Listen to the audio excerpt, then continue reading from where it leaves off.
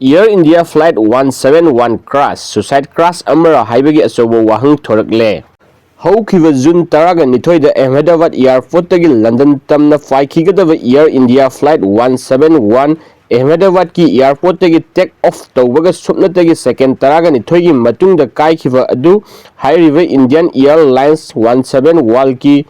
cockpit crew na atamna thogan khiva Sucide crash amara haibagi asobo wahang thorakle. Wafam asi Indian Airlines 171 kaikhiva adugi matangda karamna kaikhivano haibadu Indian Aircraft Accident Investigation Bureau AAIB na chatharakiba investigation preliminary report ama puthokhiba adugi matangda hairiba controversy asi thoklakhivane.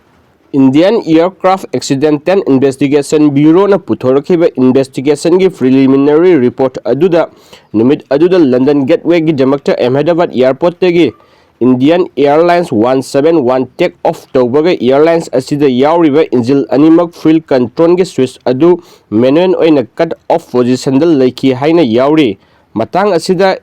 aviation experts sing na aircraft amagi asigumba switch sing all off tawwa haibasi masa mathanta automatic oina tawwa yaba nate tangai fadana physically involved tawwa ama changi maram aduna aircraft accident Investigation Bureau na puthorakliba investigation gi preliminary report asigi matung in Indian Airlines 171 crash tawkhiba asi suicide crash ama oirambasu yai haina phongdorakli. June tang taraga nithoi Air India Flight AI 171 kaiduna punna aircraft aduda tongba miyoi saniga nifuga nithoi gi manungda punna miyoi saniga nifuga mathoi leikhidaba amadi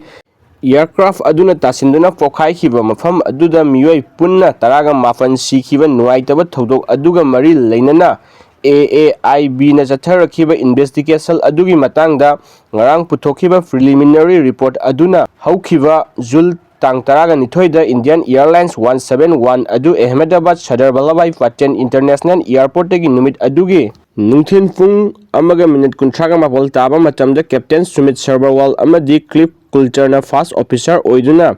cabin crew taraga mariga loinana passengers saniga kunga nifal yauna take off tawbaga airlines asigi engine animak Swiss roll da leramba adu thangnaba mikupta cut off tawki masina maram oiraga airlines adugi engine khudakta mathau lepki matam aduda cockpit manungda leiriba pilot amana karigidamakta nahakna cut off tawbano haina hangbada paukhum oina aina tawde haina wari sanakhibagi voice recording taba fangki matang aduda amuk hanna engine all tawnabagi hotnaringai aircraft adu kai khibani haina report tawri hirom asiga mari leinana aviation safety gi expert captain amana NDTV da khanana unaba thoram amada plane kai khiba thodok asi atamna kaihan khibagi yamna Sauba mami ama tari aircraft amagi yauriba fuel selector adu sliding oina yauba nate fuel selector gi switch asi off position da thamge hairabadi singkhatlaga ingadabani maram aduna hiram asiga mari leinana accident thokpagi wafam oithoktaba amani asigi mathakta hairiba switch sing adu accidentally so udunabagi jamakta ningthina cover tawduna guard tawribani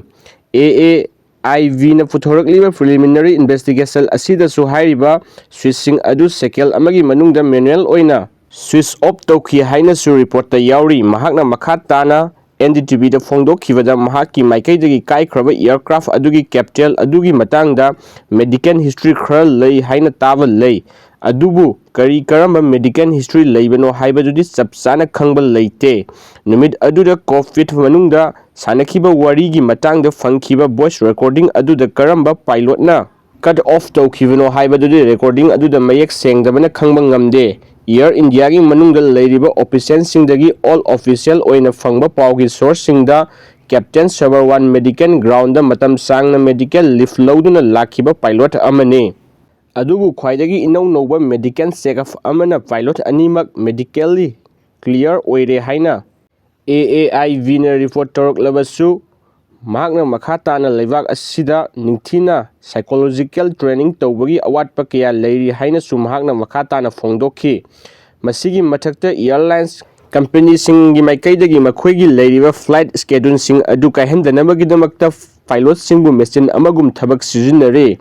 makhoigi mafamda pilot sing stress, fanatic amadi emotionally instability matam chuppa ignore tawbagi mawong kayasu leptuna chathari haina mahakna makha tana phongdokhi